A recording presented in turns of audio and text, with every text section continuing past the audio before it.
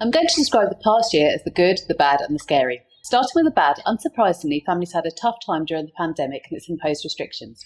Extra pressures on finances that were barely there before the pandemic, increases in utility bills, food costs, the availability of food and a sudden urgency to have sufficient IT equipment to manage the new remote learning all added huge pressure on families.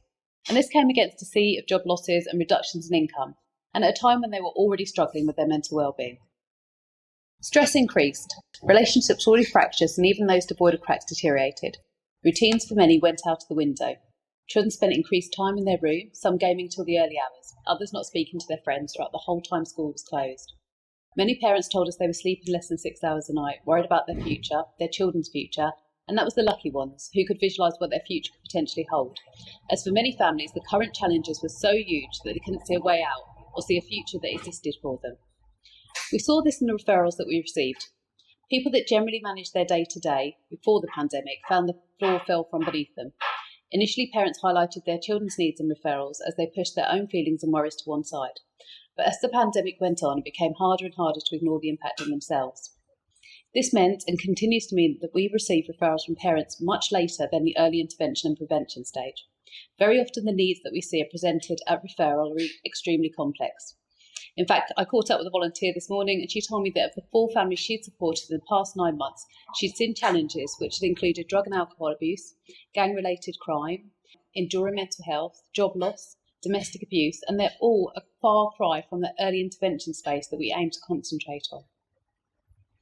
As we finished the year, we were pleased that despite the challenges faced by many parents, the call on the organisation's capacity had not been increased to unmanageable levels. In fact, we supported the same number of families last year as we did the year before. This was a huge save for the organisation, as alongside the bad, we saw the impact that COVID had on the physical and mental health of our volunteers. We had several volunteers that were personally affected by COVID, and even now have volunteers suffering from non-COVID and caring responsibilities that have been caused from the lack of support during the time of the pandemic. Of course, it's not all doom and gloom, and working in the voluntary sector, I'm very privileged to see many examples of humanity in its best form.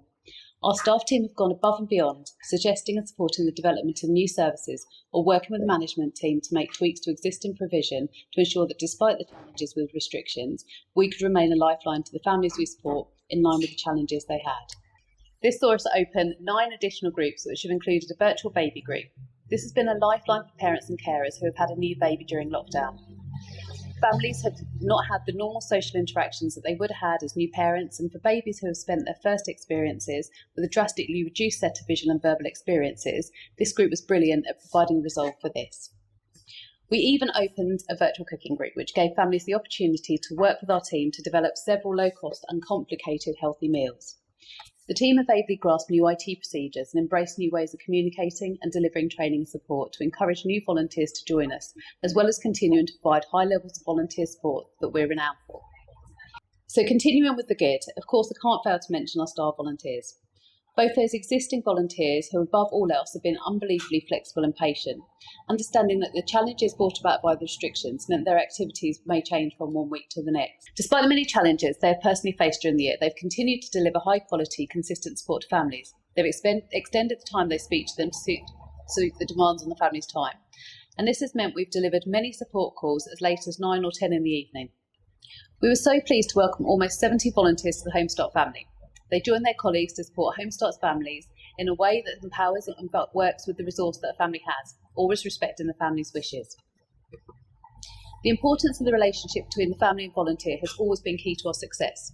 And across the organisation, we truly believe in the power of relationships. Our continued work with Suffolk County Council has been one of genuine partnership, collaboration, and the benefits of shared knowledge and respect have seen us deliver against all of our required outcomes despite a really challenging environment. And now the scary, and I like to think about it as scary as opposed to ugly, our service demand. As we reach the end of the year, it becomes really apparent that the rate of referrals is increasing quite significantly.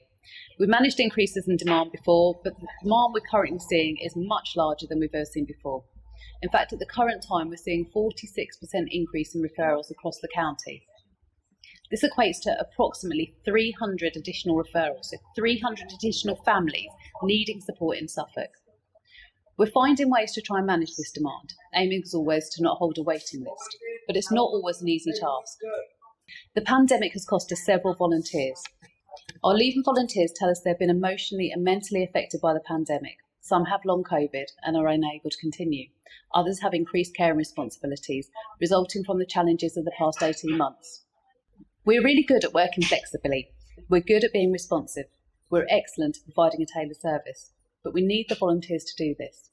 And so our work over the next few months will be to intensify our volunteer recruitment and retention support and increase our infrastructure to ensure that we can continue to provide the outcome-based, high-quality services that Home Start in Suffolk is known for.